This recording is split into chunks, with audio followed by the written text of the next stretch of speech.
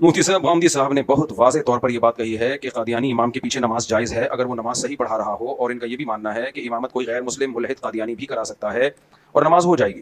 مزید وہ یہ بھی کہتے ہیں کہ ختم نبوت کا انکار کفر ہے، مگر ہم منکرین ختم نبوت کو کافر نہیں کہیں گے۔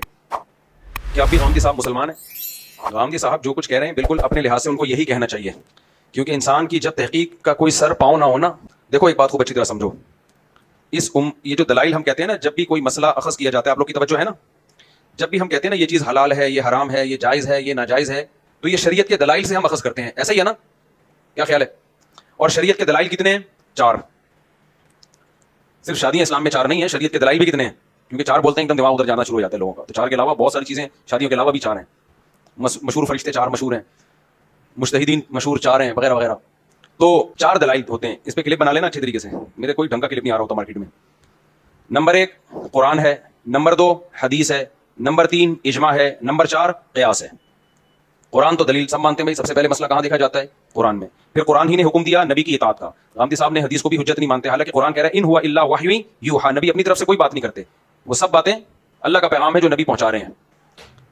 اور قرآن نے بھی کہا وَيُعَلِّمُهُمُ الْكِتَابَ وَالْحِكْمَةَ، قرآن کی تشریح کون کرے گا؟ نبی کریم صلی اللہ علیہ وسلم کریں گے۔ تو نبی کا کوئی عمل قرآن کے خلاف نہیں ہو سکتا، بعض ہمیں لگتا ہے ایسا لیکن ہوتا نہیں ہے۔ پھر اس کی قسمیں متواتر ہو، خبر واحد ہو، وغیرہ وغیرہ، وہ ایک الگ تقسیم ہے۔ تیسرے نمبر پہ ہے اجماع، امت کسی بات پر متفق ہو گئی نا، تو وہ امت کبھی بھی غلطی پہ جمع نہیں ہو سکتی۔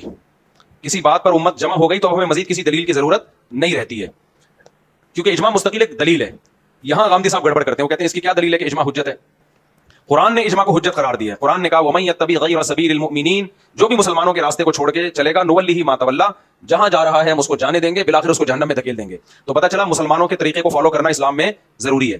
میں نے ایک دفعہ یہ بیان کیا تھا تو نیچے کسی نے کمنٹس کیے ہوئے تھے کہ لو بھائی یہود و نصارہ بھی تو اسی طرح تباہ ہوئے، اپنے علماء کو فالو کیا انہوں نے اور دیکھا پبلک کیا کر رہی ہے، تو یہودی اور عیسائیوں نے بھی اپنی اصل کتابوں کو چھوڑ دیا اور پبلک کو دیکھا، عوام کو دیکھا، تو سب گمراہ ہو گئے۔ یہ دلیل دی ہے۔ تو مسلمان بھی وہ قرآن و سنت کو چھوڑ دیں، قرآن کو چھوڑ دیں، اور دیکھیں مسلمان کیا کر رہے ہیں۔ تو مجھے اسی وقت سے خیال تھا اس کا میں جواب دوں گا۔ دیکھو یہود و نصارہ میں اور اس امت میں فرق ہے۔ یہود و نصارہ کے بارے میں تورات اور انجیل میں کہیں بھی نہیں ہے کہ پوری امت گمراہ نہیں ہو سکتی۔ قرآن اس امت کے بارے میں کہہ رہا ہے کہ جو مسلمانوں کے راستے کو چھوڑے گا وہ تباہ و برباد ہو جائے گا۔ قرآن یہ بھی تو کہہ سکتا تھا کہ جو قرآن کے راستے کو چھوڑے گا، جو حدیث کے راستے کو چھوڑے گا، یہ کہہ سکتا تھا نا قرآن۔ قرآن نے یہ کہا وَمَن يَتَّبِعْ غَيْرَ سَبِيلِ الْمُؤْمِنِينَ، مسلمانوں کے راستے کے علاوہ کسی اور ٹریک پہ چلے گا گمراہ ہو جائے گا۔ کیا مطلب؟ اللہ کو یہ بات معلوم تھی، کچھ لوگ قرآن و سنت کی وہ تشریح کریں گے جو مسلمانوں کے طریقے کے علاوہ ہوگی، جس پر اکثر مسلمان نہیں ہوں گے۔